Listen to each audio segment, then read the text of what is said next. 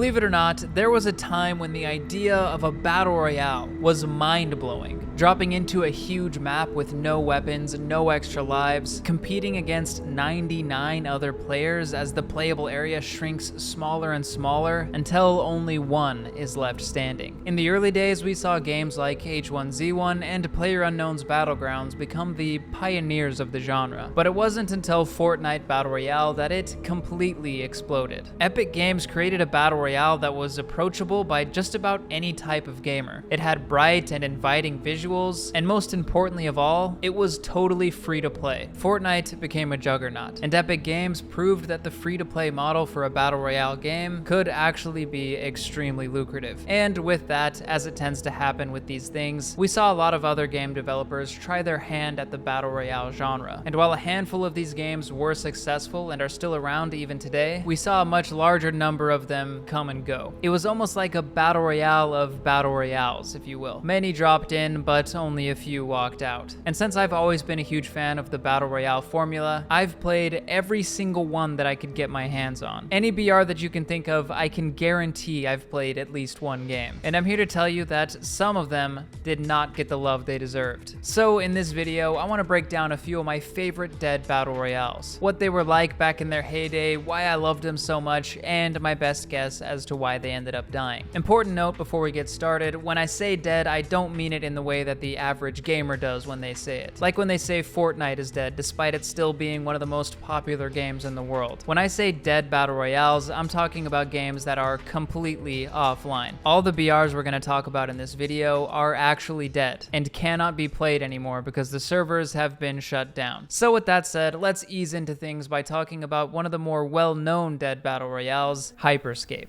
Hyperscape was a first-person battle royale developed by Ubisoft Montreal that was released in the summer of 2020. The game had a cyberpunky aesthetic, which I'm always a sucker for, and the gameplay was fast and chaotic, which I'm also always a sucker for. I remember a lot of people calling this one the arena shooter battle royale because it cared less about realism and recoil and stuff like that, and put most of its emphasis on movement and non-stop action. The game had all the battle royale basics like landing in a spot of your choice, looting weapons, etc., but there were a few twists. Like for example, there were these in-game events that could randomly happen at any point in the match, like low gravity or temporarily giving everyone infinite ammo. And the game was even integrated with Twitch and allowed viewers who were watching streamers play the game to vote for which one of these in-game events would happen. Now I never did this or saw it happen, so I don't know how well it even worked, but on paper it sounds like a pretty cool idea. Instead of the traditional battle royale ring, which would close to shrink the playable area, the map here would break down sector by sector, and there would be kind of like a collapsing period where if you were inside of a sector that was about to be outside of the safe zone, you would see it slowly breaking down, giving you and your team the chance to make an epic escape as the ground beneath your feet is literally crumbling down. It made for some cool moments. And also I wanted to note that the gameplay of Hyperscape featured a lot more verticality than your average BR did. Different lifts and movement abilities would spring you up into the air and give you some awesome playmaking potential that was unique to Hyperscape. This was a game with a high skill ceiling for sure, which is always a double-edged sword. On one hand, you have players who appreciated the speed and technical depth of the game, but on the other hand, you have casual players who struggle to get into the game because they keep getting slapped by players taking advantage of these high skill techniques. Personally, I don't think there's anything wrong with this because not every game should be built for everyone. I love playing games that have a high skill ceiling, even if it means consistently losing when I'm first starting out. But I'm just kind of weird in that way, so a choice like this is risky from the developer's standpoint. Because if you toss one group of players aside in order to please another, and then that group ends up not liking the game either, then you're in trouble. And since Hyperscape is being featured in this video entitled Dead Battle Royales, you know that it eventually found itself in some trouble. As much as I loved Hyperscape, there was one big reason why I wasn't playing it as much as I could have. Warzone. Hyperscape released just a few months after Call of Duty Warzone, and at that time I was playing an ungodly amount of that game. So that's my reason, but I think the main reason that it never caught on in general was that it just had too much in common with Apex Legends, another wildly popular battle royale that was already well established at that point. Apex had a similar gameplay philosophy, but way more content and an already established and lively community. So if you were an Apex player at the time, it was a tough sell to get you to hop over. It is arguable that Hyperscape had a higher skill ceiling as a movement shooter, but like we talked talked about, that only appeals to a small fraction of players. Apex Legends had a good balance of approachability for the casuals and depth for the sweats. So in the end, I don't think anyone from the Apex community was ready to jump ship for Hyperscape, despite them likely being Ubisoft's target audience for the game. Breaking into the Battle Royale space is not easy when there's this much competition, even if the game is solid like we saw here. And so in 2022, 2 years after the game launched, Ubisoft shut down Hyperscape. While it was fun for what it was, I just don't think it had enough to offer that you couldn't already get elsewhere. May Hyperscape rest in peace. Speaking of having enough to offer that you can't already get elsewhere, let's talk about the next Battle Royale on our list. This is Rumbleverse. Published by Epic Games and developed by Iron Galaxy, Rumbleverse was a third-person, melee-based Battle Royale that launched in summer of 2022. In this game, there were no guns, no ranged attacks, only fisticuffs. So you had your basic light and heavy attacks, dodges, grabs, and you had 2 slots for special moves that you could find in-game. Visually, the game had a cartoony, Fortnite-ish look. And since it was a melee-based game, everything had a WWE theme. I don't know much about WWE, but pile drivers, chairs, protein, there was an announcer,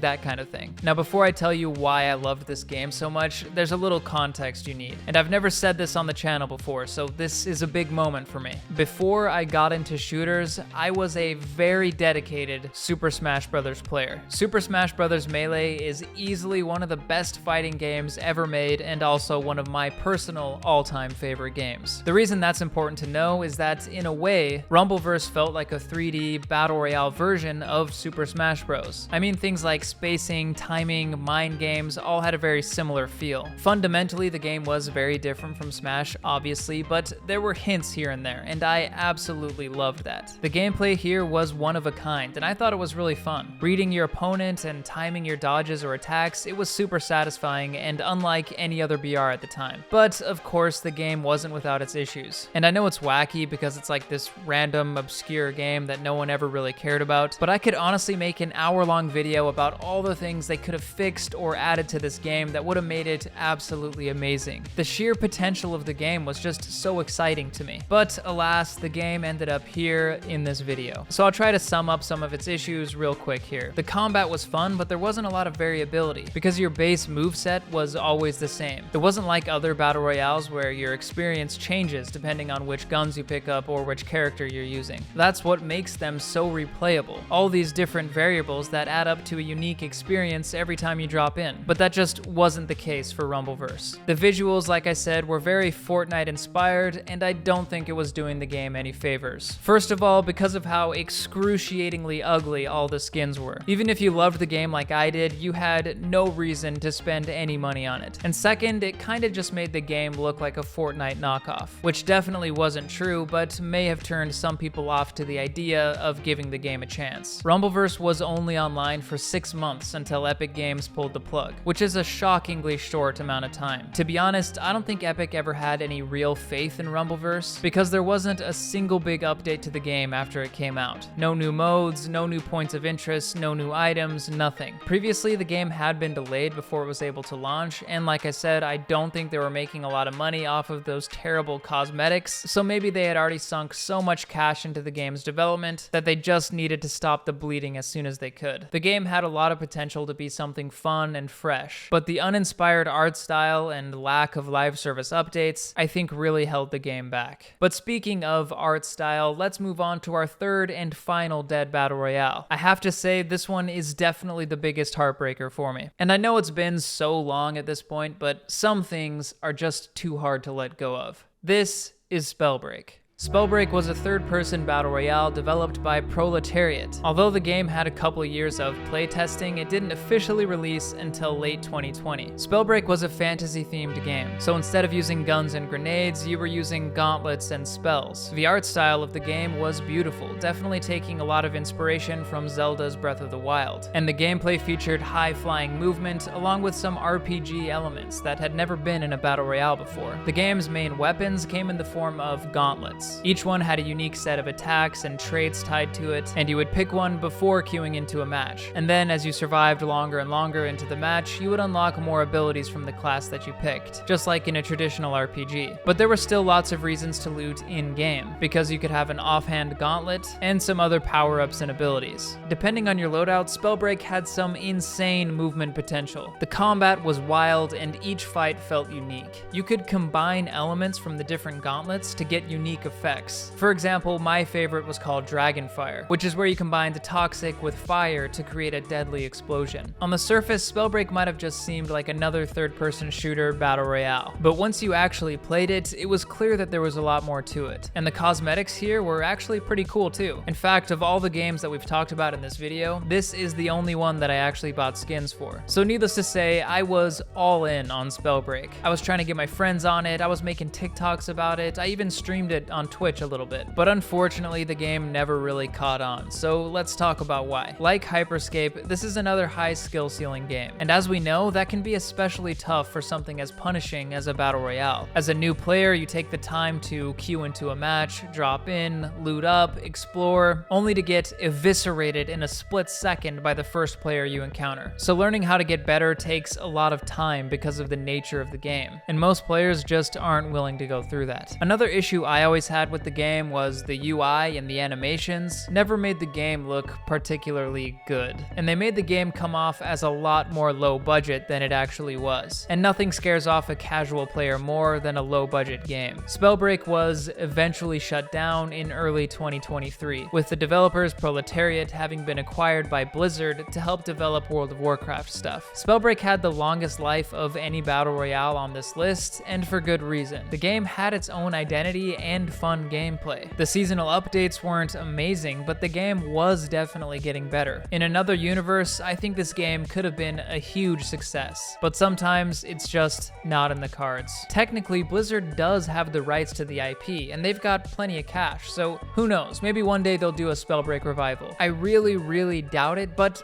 just let me have this one tiny little ray of hope. I love battle royales, and I will continue to try every single new one that pops up. But like we've talked about, it's tough out there for a new BR. In this video, I've tried to go over some key things that ended up killing these games, but honestly, you could just say the same thing for all of them. The market was oversaturated. There were too many battle royales competing for the same player's attention. And nowadays, live service games are pretty demanding. With the amount of time most battle passes require to be completed, most players only have time to consistently play one game at a time. And it's a tall order to pull players away from the things that they already know and love. But all the same, these dead games were something that I was very interested in, so I want to know what you think. Not if, but when Blizzard revives Spellbreak, how much do you plan on playing? I'd love to make a part 2 to this video, so let me know your favorite dead battle royales below, or you can let me know on Twitter. I'll link all my socials in the description. Thank you for watching, and stay gold.